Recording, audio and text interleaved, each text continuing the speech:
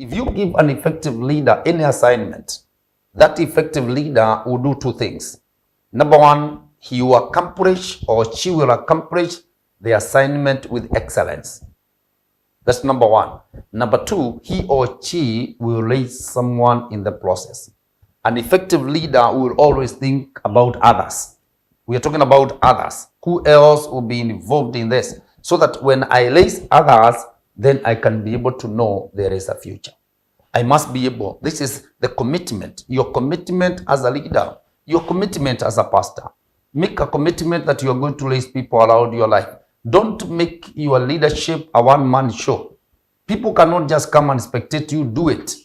And if they come and spectate you, do it, realize they will not spectate for long. Eventually,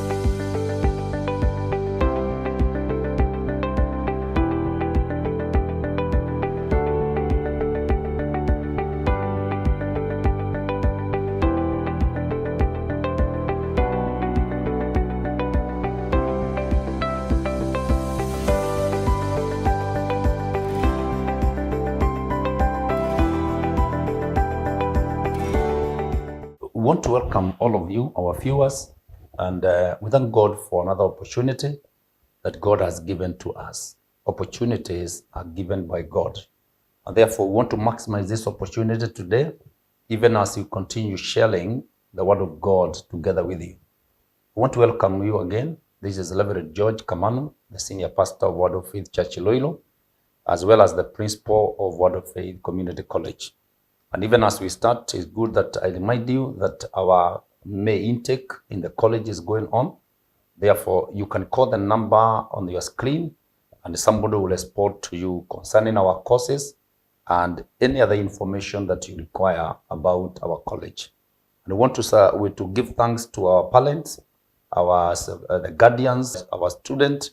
We bless God for all of you because it is through your partnership that the college is growing. And we bless God for you. Thank you so much, especially the sponsors.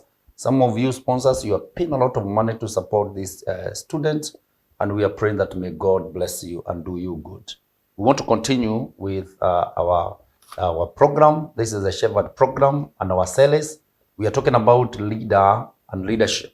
And I want to appreciate the students of the online leadership class student. I bless God for you. We have a leadership class we do online. Those students are part of our greatest viewers and they support us in their viewership and their feedback. God bless you. We also have another team I want to appreciate today, the pastors of Little Pastors Fellowship. So led by our chairman, Bishop Titus Kalori, we bless God for you.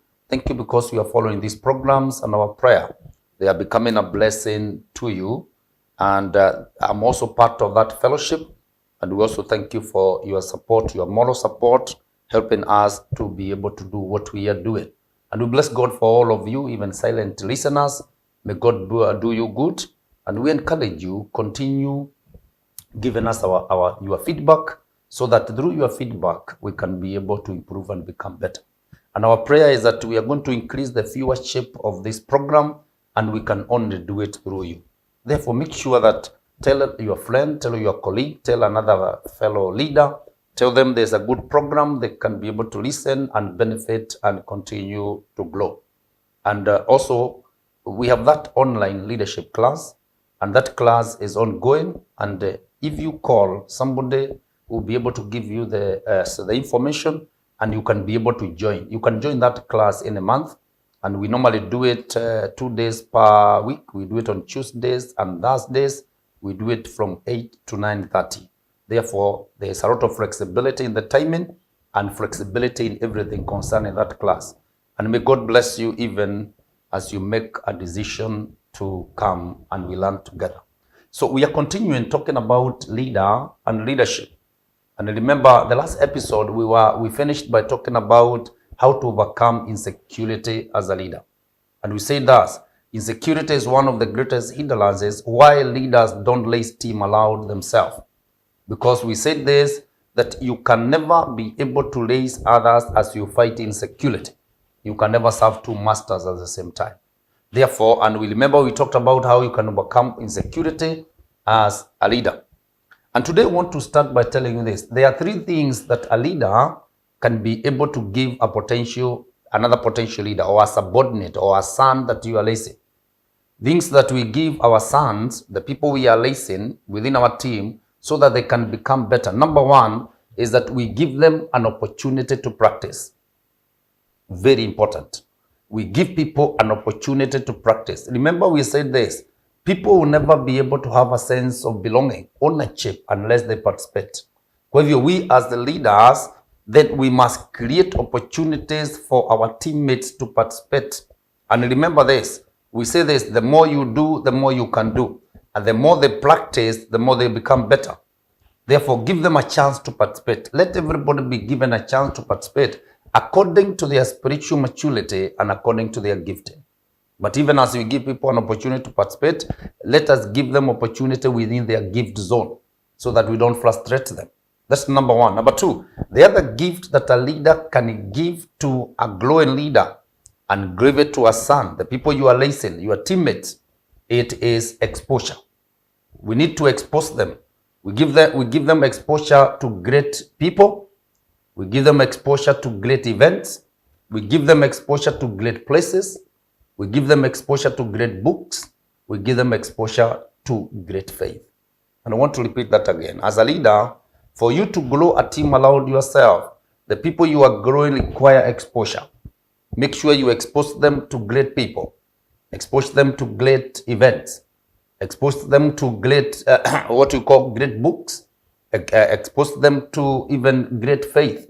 Let them be exposed. That's why we always recommend this. And this is my recommendation is, whenever you have a chance to go and minister somewhere as a leader, as much as is possible, don't go alone. Because when I carry somebody that I'm raising, when I carry one of my son or several of them, and I'm going to minister to somebody in somebody else's place, number one, remember, I will expose them to great people because I will expose them to the other pastor or that friend of mine. I will expose them to other great believers. They will be able to get and learn something new in a new environment. As they do that, remember they are also growing. Number three, the other thing that a leader gives to those people he or she is raising, we normally call it is called training. We give them training. We train them. We give them opportunity to learn. And either we organize training for all of them or we recommend training, good training to them. This is how we raise them. Number one, we say it is exposure. And number one is an opportunity to practice. Number two is exposure. Number three, it is called training. We give them training. Follow this. In order for us to be able, today we talk about that, how to be able to reproduce or how to raise a team around ourselves. So in order for us to reproduce or raise a team around ourselves, number one, we must see the big picture. I'm saying we must see the big picture, the vision that we have. And remember we say this, if it is a God-given vision, is generational in nature. Therefore, we must see beyond ourselves. We must make development of leaders the highest priority.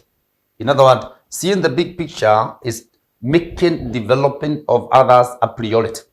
Because when you make it a priority, we will be able to allocate time, resources, and we'll be able to allocate everything else that is needed so that we can do it. Remember, we allocate our time, we allocate our resources according to our priorities. If you make it a priority as a leader to raise other people, then you'll be able to do it. And you can never do that unless you see the big picture, the vision that you are pursuing and where you want to reach. Number two, in order for us to be able to reproduce, raise other people, raise a team around ourselves, then we must attract potential leaders. We attract potential leaders. Follow this. Leaders do not flock. You have to find them one at a time. In other words, that means this, is that if you first develop your leadership qualities, you'll be capable of attracting people with potential. That's why, because excellence will always attract excellence. We always attract people who are like us. So if I am going to attract people in my team, people that will be able to help me even as I continue raising others, remember this, I must be able to excel. It is your excellence as a leader that to attract excellence in others. And I want to say that statement again, that potential leaders do not flock. Leaders do not flock. You have to find them one at a time. Follow this. And I want you to know this. Number three, follow this. Number three, the other way that we build a team around ourselves. Number one, we say, see the big picture. Everything must be based on the vision. It is the vision that we have that is able to push us to do what we are doing. A team lacing is a product of seeing the vision. And because I can see that vision even beyond myself as a leader, then I will lace the team. Jesus was able to lace the team of the 12 because of the big picture that he had. The continuation of the ministry beyond his presence here on earth.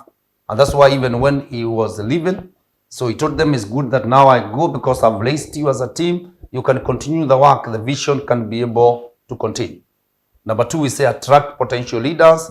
And one of the ways to attract potential leaders is to ensure that you have developed your potential. Excellence will always attract excellence. Remember that?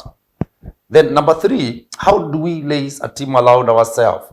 It is we create an ego environment. Very important. We create an ego environment. In other words, we create a conducive environment that can lace leaders who are ego in nature. Leaders that have released their potential. Follow this. This is where leaders, an ego environment is where a leader casts the vision. These are the characteristics of an ego environment.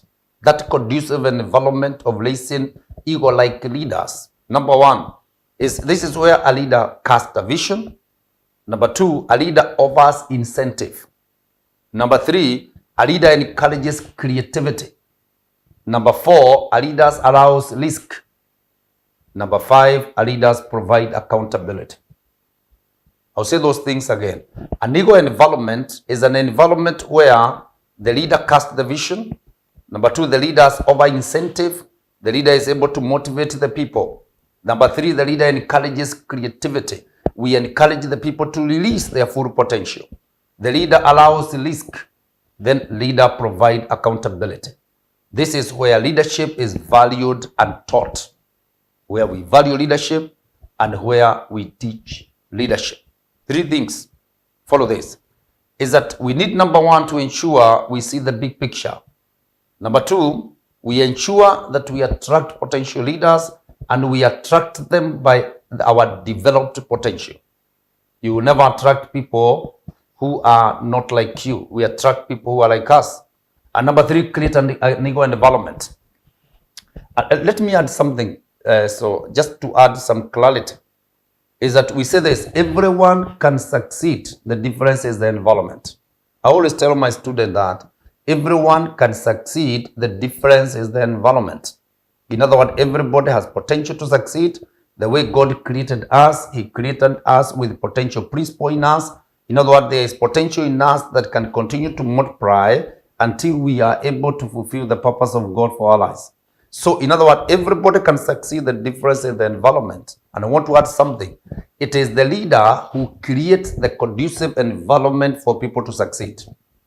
And I'll say that it is your responsibility as a leader to create that conducive environment, that ego environment that enables people to succeed. That's very important. And I want you to realize this, that everybody wants to succeed, but many people don't know how. It is the leaders who create the how. It is the leaders who bring the how, help the people on how to succeed. That's why leaders are very important. It is your work as a leader, you make sure that you create the how of your team members to succeed. But everybody in your team member want to succeed.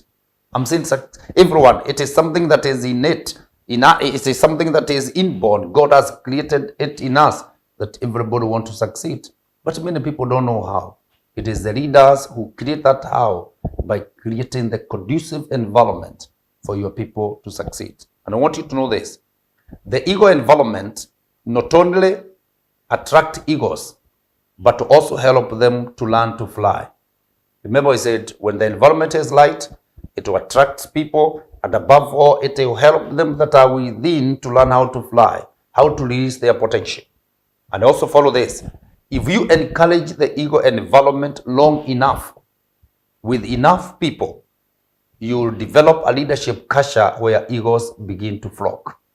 And I want to say that again.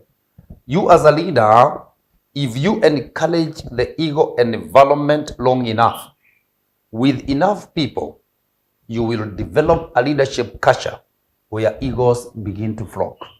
We are not just going to raise egos from within, but as these egos from within are raised and they can fly, I'm saying their potential is released, then it will attract other egos from without.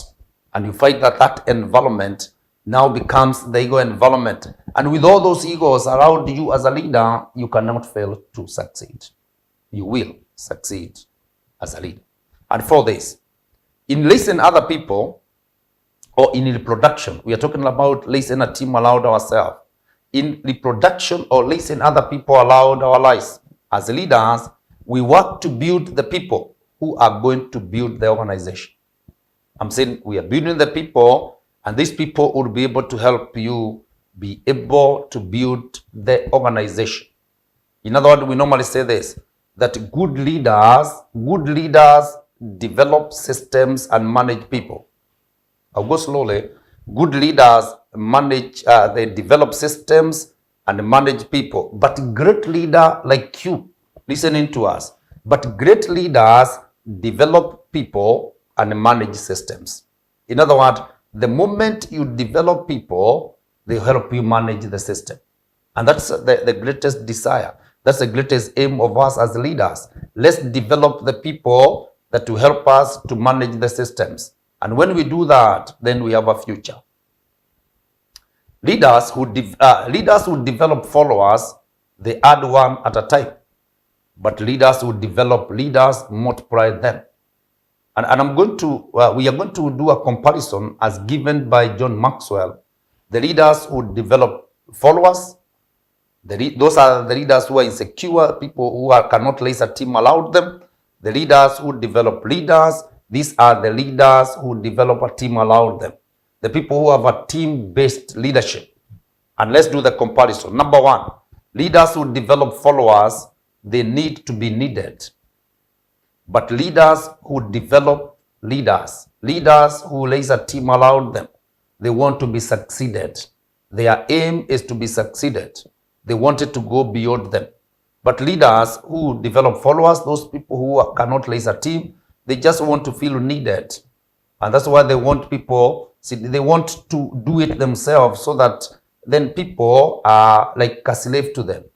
And in other words, people are 100% or so dependent on them. Number two, leaders who develop followers, they focus on people's weaknesses. But leaders who develop leaders who raise the team, they focus on people's strength. And remember we said this, when we are working as a team, we don't concentrate on our weaknesses, we concentrate on our strength, because our weaknesses are covered by the strength of others. And therefore, when we are working as a team, every one of us can concentrate on releasing their potential. They can strengthen their strength. They can be able to release them. And number three, leaders who develop followers, they develop the bottom 20%. But leaders who raise a team, leaders who develop leaders, they develop they develop the top 20%.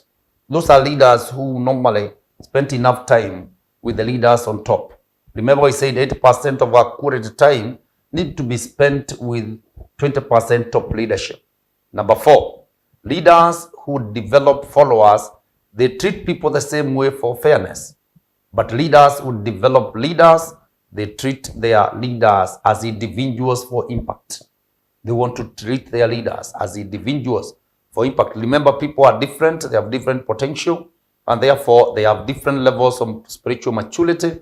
Therefore, we need to be able, even as we work with a group, but also we need to treat people as individuals so that we can help them where they need help, because not everybody needs the same kind of help, so that we can be able to help them be able to grow and increase the impact that we have with them. Then now leaders who develop followers, they hold power. They want to hold all the power. They want to be in control. But leaders who develop leaders who raise a team around them, then they give away power. They are able to delegate, they are able to raise others, they celebrate other people when they are coming up, and therefore they give away power. Then leaders who develop followers, they spend their time with people. But leaders who develop leaders, they invest time with people. In other words, everything they do is an investment. Si watu wa kupoteza masaa, si watu wa kuwa time. Everything they do is an investment for today and for the future. Then leaders who develop followers, then they grow by addition.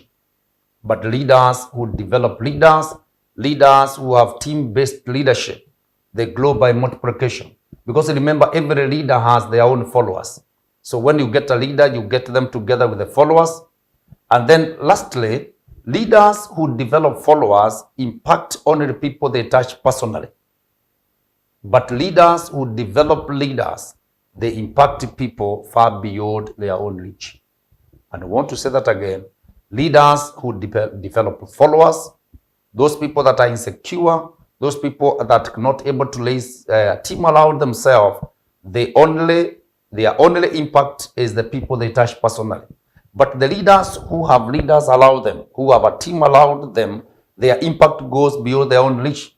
Because I touch the leaders that are within me, they will touch their followers. And then, of course, the chain will continue. My prayer for all of us, may God help us and we become intentional in raising other people around our lives. Let our leadership become team-based leadership. I'm saying we think in terms of a team. And I want to say this, developing leaders is difficult because potential leaders are hard to find and attract. I'll say that again. Developing leaders is not easy, it is difficult because potential leaders are harder to find and attract. They are also harder to hold on once you find them. Because unlike the followers, they are energetic and they are entrepreneurial. And they tend to want to go their own way. It also takes time, energy, and resources. I want to say that again. That developing leaders is not easy. I'm saying the process is not easy. It will cost you your time as a leader. It will cost you your talent. It will cost you your treasure. But the end result is very beautiful because it secures our legacy. It secures our tomorrow. And follow this. And we say the reason why it is not easy is because it takes time, it takes energy, it takes resources, but we must purpose to do it. If we are going to have a future, we must be able to purpose to do it. And even as we are going to look at some of the dynamics of teamwork, we are going to look at what we call the characteristic of an effective team.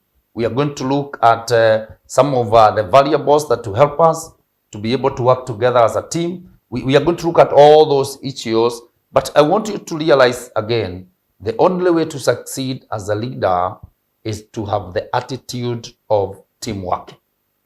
That's the mindset. And my prayer is that we will develop that mindset. Once you develop that mindset of team working, so that whatever I want to do, whatever I intended to do, before I can even start it, as a leader, I must think about who to enlist in this assignment. Remember I said this, and it's good for us to repeat once some of these things so that they can be able to sink. We say this, if you give an effective leader any assignment, that effective leader will do two things. Number one, he will accomplish or she will accomplish the assignment with excellence. That's number one. Number two, he or she will raise someone in the process. An effective leader will always think about others. We are talking about others. Who else will be involved in this? So that when I raise others, then I can be able to know there is a future. I must be able. This is the commitment. Your commitment as a leader. Your commitment as a pastor. Make a commitment that you are going to raise people around your life. Don't make your leadership a one-man show. People cannot just come and spectate you do it.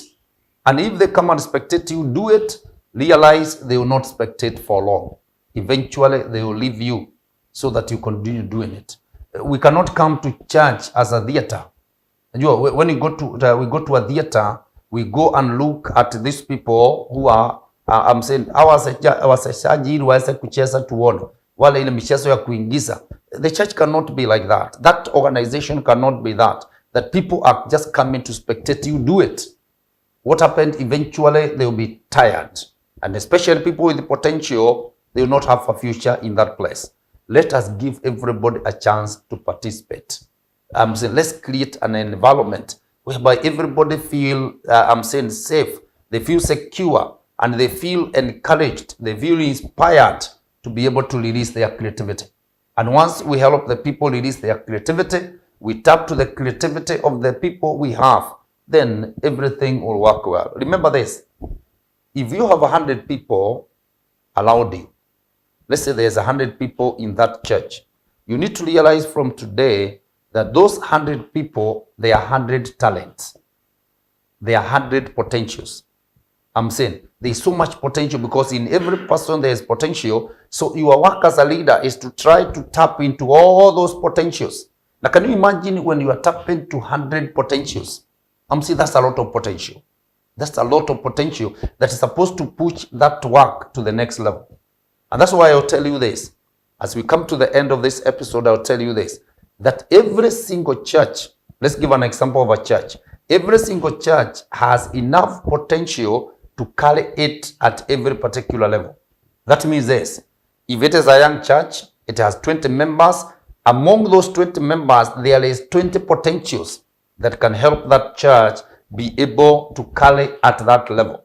When you have 100 people, we have 100 potentials that can help us be able to push the vision at that level. We come to 1,000 people, there's 1,000 potentials that can help us carry the vision at that level.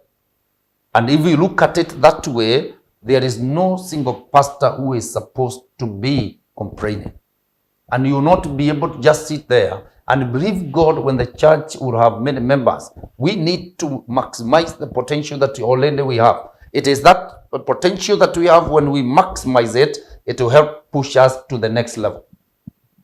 But if we ignore the potential, because we are not able to create a team around ourselves, what happens? Those 100 potential, within no time, we are going to lose 20 of them. Eventually, instead of us benefiting from what God has brought in our lives, we are going to lose. The people allowed you are very important. And I will finish by telling you this, very important. And this is, you need you to realize this. The people that God has brought in your life, they are your support system. And those people have a lot of potential. Your work is to know how do you maximize that potential. And it is not a matter of manipulating the people. We are not talking about manipulating the people. We are talking about mobilizing the people. Don't manipulate the people. Because if you manipulate the people, within a short time, those people will leave you. That's number one. If you don't maximize the potential of the people, also with this time, they also leave you. So whichever way, you must realize we need to learn how to embrace teamwork, how to be able to work with people, how to be able to give them an opportunity to participate. Let them bring their ideas, let them bring their talents, let them bring their treasure, let them bring, their time. And when we bring them together and we bring alignment, because the work of the leader also is to bring alignment, make sure that this potential does not destroy the other potential. Bring alignment. Let this potential flow, the other potential flow. Make sure that those potentials can flow together in alignment. Alignment means we flow together in the same direction for the same purpose. The work of a leader, bring alignment to those potential. Let the Sunday school teacher do what he or she is able to do. Let them teach the children and help them to do it. Let the praise team member, let them lead us in praise and worship. Let the usher do their work. Let everybody be in their place, and then ensure that all of us work together complementarily. That's the work of a leader. That's what alignment is. And as we do that, we are going to push the vision to the next level. I'll tell you this, what you require, especially in terms of human resource, is allowed you. And what is not allowed you, you can attract it by creating an ego environment allowed you, so that egos can continue coming. And we are praying that egos will continue coming. When you raise an ego environment, egos are going to be nurtured. And as the egos within are growing and releasing their potential, as they are flying, those egos within are flying. What happens? They will attract other egos from without. We pray in Jesus' name, as you continue to develop your team, the team around your life as a leader, that you tap into the potential that is in those men and women. And as you tap to those potential, help them to become better. They also help you to become better, and they help you be able to fulfill that vision. All that you require is allowed you. I'm saying it is with you. All that you require is allowed you. Because sometimes we tend to ignore the people God has brought in, has allowed our lives. And when we do that, then it is for our prayer. In other words, it becomes a challenge to us. We wish you well and continue to welcome you to our church. If you're in Kiambu town, we humbly request that you get time and come and visit us in our mother church in Kiambu. Our church is next to Kangangi Market. Just come. And then if you're in Loilo, you can visit us at Word of Faith Church Loilo. We are in a place called Watalam White House. If you get a chance to come, we will celebrate to have you and to fellowship with you. But wherever God has placed you, make sure that you release your potential. And I'll tell you this, the purpose of this program is not to be able to get you from your church, to bring you to our church. That's not the purpose of the program. The purpose of the program is to equip you so that you become a blessing where God has placed you to be. And in the process, all of us will build the kingdom of God. We love you. Shalom, shalom, shalom.